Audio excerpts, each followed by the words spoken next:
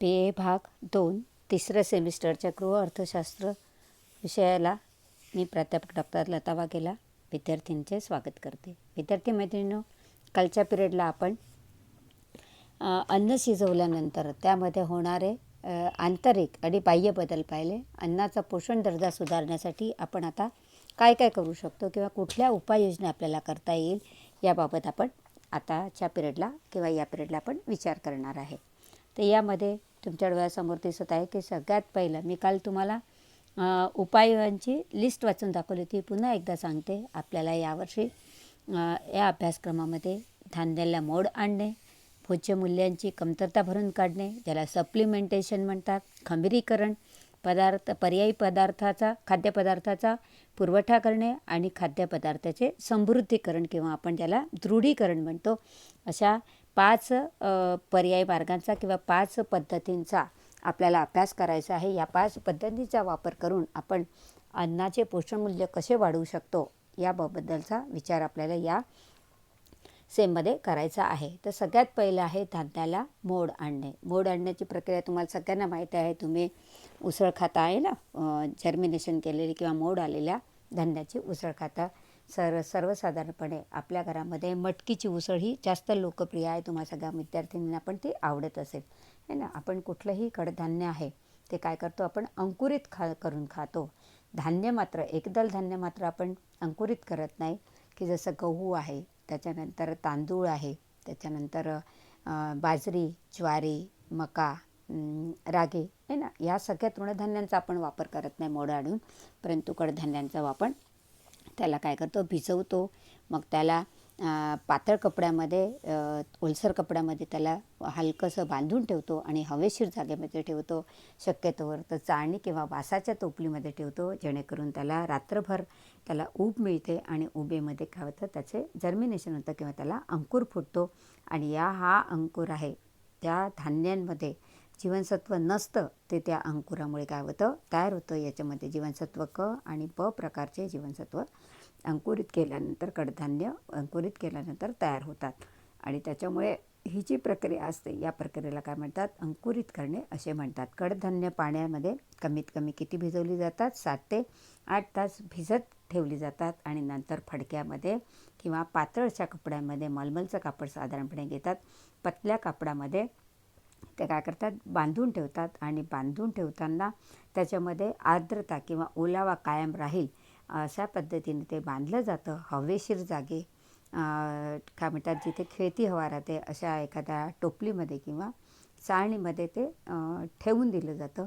रात्रभर झाल्यानंतर सकाळी जर तुम्ही ती पोटली उघडून पाहिली किंवा ते फडकं जर उघडून पाहिलं तर तुम्हाला त्या कडधान्यांना छोटे छोटे अंकुर फुटलेले दिसून येतील. आणि ही जी प्रक्रिया करतो आपण यालाच काय म्हणतात, अंकुरित करणे असे म्हणतात. अंकुर आणण्याची पद्धत आपल्याला आताच पाहिली की कपड्यात बांधून भांड्यावर झाकण ठेवून ओल्या कापडावर पसरून उबदार जागेमध्ये ठेवले जातात आहे ना. अंकुर आणण्यास त्रिस्तरीय भांड्यांचा कधीकधी वापर केला जातो. अलीकडे बाजारामध्ये आपलं जसं कुकर असतं तसं अंकुरित करण्याचं एक असं भांडं मिळतं. आणि त्या भांड्यांमध्ये जर तुम्ही अशा प्रकारे ओलसर केलेलं कडधान्य जर ठेवून दिलं तर ते फडक्यातही बांधायचं काम नाही आहे. ते चाळणीसारखं असतं, त्याला आपोआप अंकुर येत असतात. म्हणजे त्याला त्या पद्धतीने मेंटेन केलेलं असतं. आणि त्याच्यामुळे अशा पद्धतीने 3 ज्याला स्तर असतात अशा तिहेरी भांड्यांचा वापर करून अंकुरित करण्याची प्रक्रिया आपल्याला करता येते. त्यात भिजवलेल्या धान्यांना 3 वेगवेगळ्या कप्प्यात ठेवल्यानंतर एकाच वेळी आपल्याला 3 धान्य अंकुरित करता येतात. जसं कुकरमध्ये आपण 3 भांडे ठेवतो तसं ते एक प्रकारचं उपकरण आहे. त्या उपकरणामध्ये 3 भांडे असतात. त्या 3ही भांड्यांमध्ये तुम्ही 3 वेगवेगळ्या प्रकारची कडधान्ये भिजवून जर ठेवली आणि रात्रभर जर ती ठेवली तर त्याला ती अंकुरित होतात. म्हणजे एकाच वेळेस तुम्हाला 3 प्रकारची कडधान्ये अंकुरित करता येतात. आणि या मिश्र उसळींचा वापर, हे भांडं मिश्र उसळीसाठी जास्त वापरलं जातं. किंवा जेव्हा आपल्याला एकापेक्षा जास्त कडधान्य अंकुरित करायचे असेल तेव्हा या भांड्यांचा जर तुम्ही वापर केला तर तुम्ही एका कडधान्याच्या ऐवजी अनेक कडधान्यांची तुम्हाला उसळ एकत्र करता येते. जर समजा तुम्ही 3-4 प्रकारची कडधान्य एकत्र भिजवली तर प्रत्येकाचा अंकुरित होण्याचा कालावधी वेगळा असतो, कारण प्रत्येकाची साल ही वेगवेगळी असते. जसं तुम्ही काबुली चणा पाहिला तर त्याचं साल जाड असतं, गावरानी चणा पाहिला तर त्याचं साल अगदी पतलं असतं, मूग आणि मटकी याचं साल अगदी पतलं असतं. त्याच्याच कंपॅरिझनमध्ये, त्याच्या तुलनेमध्ये जर तुम्ही चवळी आणि वाटाणा पाहिला तर त्याचं साल कसं जाड असतं, आणि त्याच्यामुळे साल जितकं जाड असेल तेवढं ते अंकुरित व्हायला, ते कडधान्य अंकुरित व्हायला तेवढा जास्त कालावधी लागतो. आणि त्याच्यामुळे अशा या 3 स्तरीय भांड्याचा जर आपण वापर केला तर आपल्याला एकाच वेळी 3 प्रकारची कडधान्ये अंकुरित करता येतात. आणि एका कडधान्यापेक्षा जर तुम्ही मिश्र कडधान्यांचा वापर केला, तर मी मागच्याच पिरियडला तुम्हाला सांगितलं होतं की एखाद्या पदार्थामध्ये असलेलं तिक्ताम्ल किंवा प्रथिन दुसऱ्या पदार्थामध्ये नसतं, आणि त्याच्यामुळे जर तुम्ही पदार्थांचं एकत्रीकरण करून जर त्यापासून वेगवेगळ्या प्रकारचे पदार्थ तयार केले तर तुम्हाला एकाच खाद्यपदार्थापासून अनेक प्रकारचे पोषक घटक मिळायला सोयीचं होतं. आणि त्याच्यामुळे शक्यतोवर आपण आता पाहिलं आहे की पदार्थांचं काय म्हणतात, कमतरता भरून काढणे आहे ना. या कमतरता भरून काढण्यामध्ये हाच प्रकार असतो की खाद्यपदार्थाचं काय केलं जातं, एकत्रीकरण केलं जातं, किंवा पर्यायी पुरवठा करणे, 4 नंबरचं जे तुम्हाला दिसत आहे उपाय, तर त्यामध्ये सुद्धा अशा पद्धतीने एकापेक्षा जास्त पदार्थांचा एकत्र वापर करून त्यापासून पदार्थ तयार केला जातो, आणि ज्याच्यामुळे त्या पदार्थाचं पोषण मूल्य आपल्याला वाढवता येऊ शकतं. मोड आणल्यामुळे धान्यात होणारे बदल. आता मोड आणण्याच्या प्रक्रिया कशी करायची हे आतापर्यंत आपण पाहिलं. आता या मोड आणण्याच्या प्रक्रियेमुळे त्या पदार्थामध्ये कुठले पोषक घटक वाढतात किंवा काय काय बदल होतो ते आपल्याला आता अभ्यासायचं आहे. तर मोड आणण्यामुळे धान्यात होणारे बदल. आता कोणते बदल होतात? सगळ्यात पहिला बदल काय होतं की पाण्यामध्ये ते कडधान्य भिजत राहिल्यामुळे वरचं जे आवरण असतं ते वरचं आवरण काय होतं, मऊ आणि सैल होऊन जातं. त्याच्यानंतर दुसरा जो बदल आहे तो काय होतं, अंकुर वाढल्यामुळे धान्याचे काय होतात, 2 भागांमध्ये रूपांतर होतं. कारण हे द्विदल धान्य आहे. कडधान्याला 2 दल असतात आहे ना. तृणधान्याला एकच दल असतं, पण कडधान्य कुठल्याही प्रकारचं पाहिलं तर तुम्हाला त्याचे 2 सारख्या दाण्यांमध्ये रूपांतर होताना दिसतं. आणि त्याच्यामुळे या 2 दलांच्या मध्ये जेव्हा अंकुर वाढतो तेव्हा त्या 2 दलाचं पूर्ण साबूत कडधान्यांचं रूपांतर 2 भागांमध्ये होऊ शकतं किंवा 2 भागांमध्ये होतं. त्याच्यानंतर मोड आणण्याच्या प्रक्रियेमुळे अंकुरित केल्यामुळे हे कडधान्य पचनाला काय होतं, सोपं होतं. त्याच्यामध्ये अशा प्रकारचे रासायनिक बदल घडून येतात की हे कडधान्य खाल्ल्यानंतर ते तुमच्या शरीरामध्ये लवकर त्याचं पचन होतं, आणि त्यापासून जे काही पोषक घटक मिळायचे असेल ते पोषक घटक तुम्हाला मिळतात. त्याच्यानंतर चौथं बदल आहे तो म्हणजे भोज्य घटक वाढतात. आत्ताच मी तुम्हाला 2 मिनिटापूर्वी सांगितलं की कडधान्यांमध्ये जे घटक नाही आहे ते आता विटॅमिन सी नाही आहे ना. विटॅमिन सीचा संबंध हा आंबट चविशी आहे, किंवा रसाळ फळांमध्ये आणि भाज्यांमध्ये विटॅमिन सी आढळतं. परंतु या ठिकाणी जेव्हा तुम्ही त्याला जर्मिनेशन करता, जेव्हा त्याला तुम्ही मोड आणता, अंकुरित करता, तेव्हा त्याच्यामध्ये विटॅमिन सी जे नसतं ऑलरेडी त्या कडधान्यांमध्ये, ते त्याच्यामध्ये काय होतं, तयार होतं. त्याचप्रमाणे बी कॉम्प्लेक्स, त्याला आपण काय म्हणतो, बी संयुक्तामध्ये 1, 2, 3, 6 आणि 12 हे जे 5 प्रकार आहे ते 5 प्रकार फार महत्त्वाचे असतात. ते आपल्याला आहारातून घ्यावे लागतात. इतर जे प्रकार आहे ते आपल्याला समतोल आहारातनं किंवा जे आपण वेगवेगळ्या प्रकारचे खाद्यपदार्थ घेतो त्या खाद्यपदार्थातून ती पुरवली जातात. आणि त्याच्यामुळे अंकुरित केल्यामुळे किंवा मोड आणण्याच्या प्रक्रियेमुळे त्याच्यातील काही पोषक घटक वाढतात, आणि काही पोषक घटकांमध्ये विशेषतः जीवनसत्व ब संयुक्त आणि क जीवनसत्वाची वाढ होते. आणि ते वाढतात आणि त्यांची काय होते, जीवनसत्वांची निर्मिती होते. आताच मी सांगितलं की क जीवनसत्व त्याच्यामध्ये नसतं, परंतु ते काय होतं, त्याच्यामध्ये निर्माण होतं. आणि त्याच्यातला जो पिष्टमय पदार्थ आहे बहुशर्करीय, त्या पिष्टमय पदार्थाचं कशात रूपांतर होतं, साखरेमध्ये. तुम्ही जर अंकुरित केलेली तृणधान्य जर अशी कच्चीच खाल्ली तर ती तुम्हाला थोडीशी गुळचट वाटतात, कारण त्यामध्ये असलेल्या पिष्टमय पदार्थाचं अंकुरित केल्यामुळे, पाण्यामध्ये भिजल्यानंतर ते अंकुरित झाल्यामुळे त्याचं रूपांतर कशामध्ये होतं, साखरेमध्ये होतं.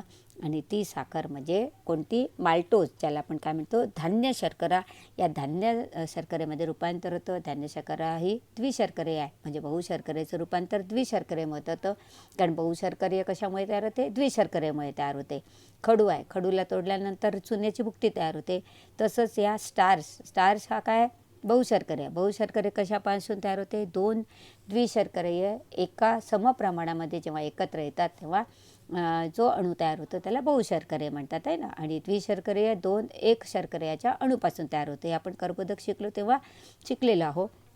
कदाचित तुम्हाला आता विसर पडला असेल, कारण कसं आहे, आपण व्हिडिओच्या माध्यमाने ऑनलाईन शिक्षण घेत आहोत. खूप मुली तर अशा असेल की ज्यांनी एकही व्हिडिओ पाहिला नसेल, पण तरीही तुम्ही ते व्हिडिओ पहा, कारण कदाचित असं होऊ शकतं की यावरच तुमची पुढची परीक्षा होऊ शकते. आणि त्याच्यामुळे या सगळ्या गोष्टींचं तुम्हाला कुठेतरी लक्षात घ्यायचं आहे किंवा याचा अभ्यास तुम्हाला करायचा आहे.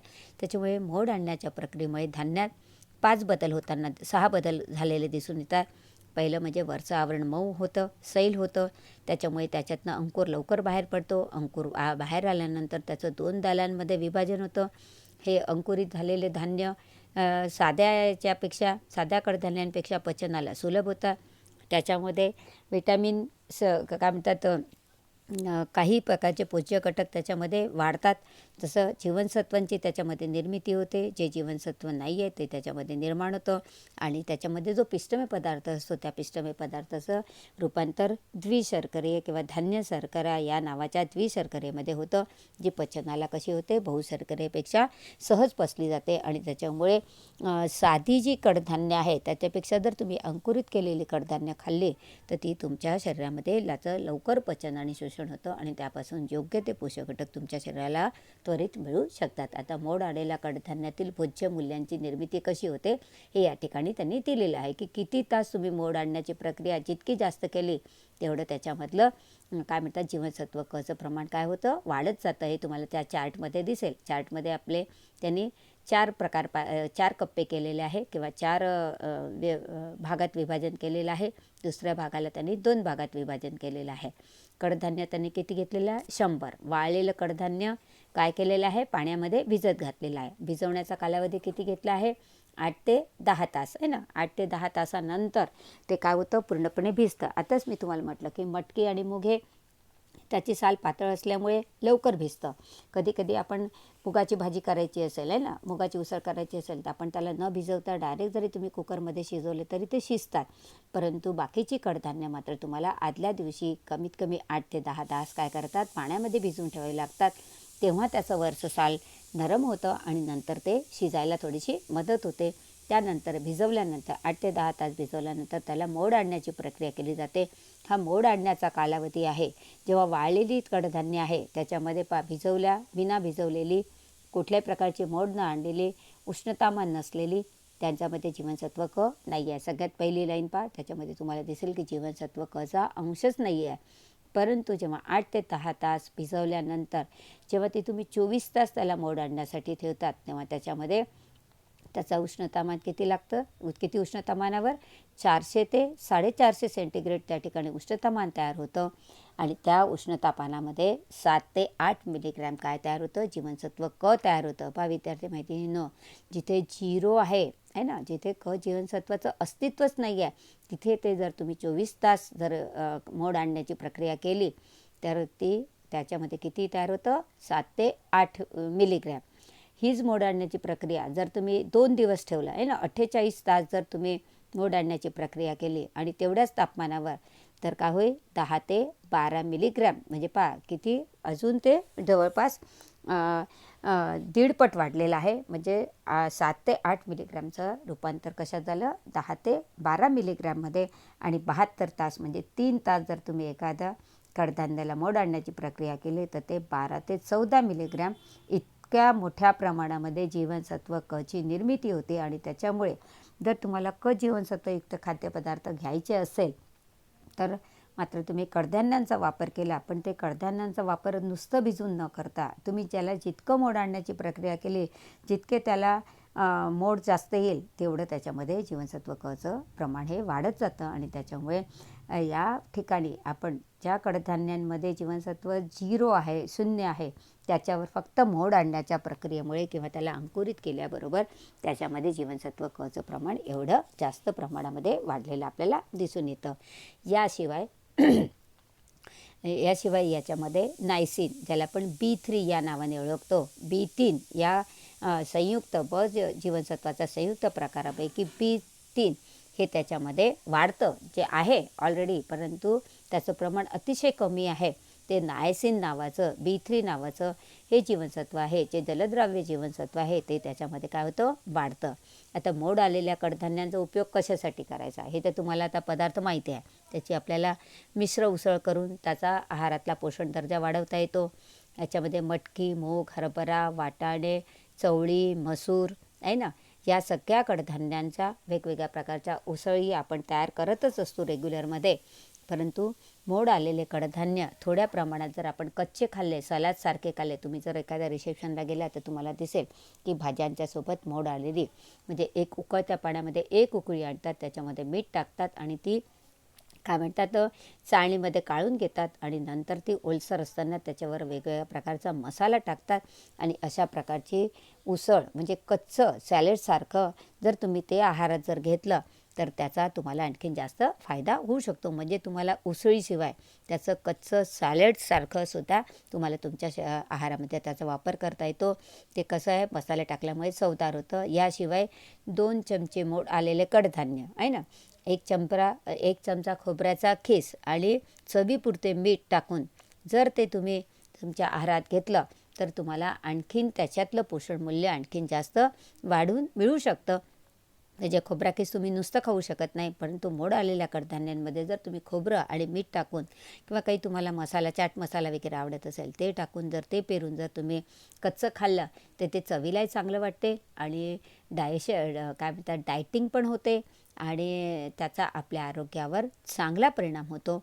महिलांच्या आहारामध्ये जीवनसत्व डची कमतरताही जास्त आढळते, कारण तेव्हा जी प्रेग्नंट राहते, नंतर ती धात्री अवस्थेमध्ये येते, त्यामुळे तिच्या शरीरातील कॅल्शियमचं प्रमाण हे हळूहळू कमी होते. अशा वेळेस या खाद्यपदार्थाच्या माध्यमाने जर तिला असा वर जे सांगितलं आता की खोबऱ्याचं किस टाकून जर तुम्ही मोड आलेली कडधान्य जर तिला दिली तर तिला तिच्या आरोग्याच्या दृष्टिकोनातून ती कशी होतात, फायदेशीर ठरतात. तिला या जीवनसत्व सोबत म्हणजे क जीवनसत्व, ब जीवनसत्व यासोबत तिला काय मिळू शकतं, काही अंशी जीवनसत्व डचाही पुरवठा होऊ शकतो. तर अशा प्रकारे मोड आलेल्या कडधान्यांचा जर तुम्ही तुमच्या आहारामध्ये वापर केला किंवा तुमच्या घरातील सदस्यांसाठी जेव्हा तुम्ही आहार आयोजन करता त्या आहार आयोजनामध्ये जर त्याचा तुम्ही वापर केला तर निश्चित त्यांना चांगल्या प्रकारचे पोषण मूल्य किंवा चांगल्या प्रकारचे पोषक घटक मिळतील, जे त्या खाद्यपदार्थामध्ये मुळातच नाही आहे. परंतु त्याच्यावर जर तुम्ही या प्रकारच्या प्रक्रिया केल्या किंवा अशा प्रकारच्या उपाययोजना करून जर ते पदार्थ तुम्ही तुमच्या आहारामध्ये घेतले तर निश्चित तुमच्या शरीराला त्याचा फायदा होऊ शकतो. तर अशा प्रकारे आपल्याला अन्नाचा पोषण दर्जा वाढवण्यासाठी जितकी शक्य असेल तेवढी सगळीच कडधान्य, शक्यतोवर आपण जास्तीत जास्त मोड आणण्याची प्रक्रिया फक्त मटकीवरच करतो, परंतु मटकीशिवाय इतरही कडधान्य आणि शिवाय तृणधान्यांचा सुद्धा जर तुम्ही मोड आणून त्याचाही वेगवेगळ्या प्रकारच्या पदार्थांसाठी जर वापर केला तर निश्चित तुम्हाला जीवनसत्व क ची कमतरता भासणार नाही. जी जीवनसत्व क ची कमतरता किंवा जो जीवनसत्व क हे आपल्या शरीरातील इम्युनिटी, ज्याला आपण काय म्हणतो रोगप्रतिकारक क्षमता वाढवण्यासाठी जीवनसत्व क हे मदत करत असतं आणि ज्याची आपल्याला आता कोरोना काळामध्ये सगळ्यात जास्त आवश्यकता आहे. आणि त्याच्यामुळे करोना पिरियड, जोपर्यंत करोनाचा प्रभाव कमी होत नाही तोपर्यंत जर तुम्ही रोज तुमच्या आहारामध्ये उसळीचा वापर केला, वेगवेगळ्या प्रकारच्या उसळीचा वापर केला, एक वाटीभरच उसळ का, वाटीभर किंवा एक काय म्हणतात वाढण्याचा जो चमचा आहे तेवढा चमचाभर जरी तुम्ही, छोटी वाटी जरी तुम्ही मोड आलेली कडधान्य कुठल्याही प्रकारची जरी खाल्ली तरी तुम्हाला जीवनसत्व क मिळेल. ज्या जीवनसत्व क मुळे तुमच्या शरीराची रोगप्रतिकारक क्षमता वाढून करोनासारख्या या महामारीच्या आजारापासून किंवा या जीवाणूपासून किंवा या विषाणूपासून तुमच्या शरीराचं संरक्षण करता येईल. आणि त्याच्यामुळे जीवनसत्व क हे ज्या धान्यांमध्ये नाही आहे त्या धान्यांवर जर तुम्ही मोड आणण्याची प्रक्रिया केली तर ते त्यामध्ये तयार होतं आणि तुमच्या शरीराला त्याचा उपयोग होऊ शकतो. तर अशा प्रकारे आपण पहिल्या अन्नाचा पोषण दर्जा वाढवण्याचा पहिला उपाय पाहिला आणि तो म्हणजे धान्याला मोड आणणे. आता भोज्य पदार्थातील कमतरता भरून काढणे हा जो दुसरा उपाय आहे तो आपण पुढच्या पिरियडला पाहूया. तोपर्यंत आपण हा व्हिडिओ पहा, घरी राहा, सुरक्षित राहा आणि सर्वांची काळजी घ्या.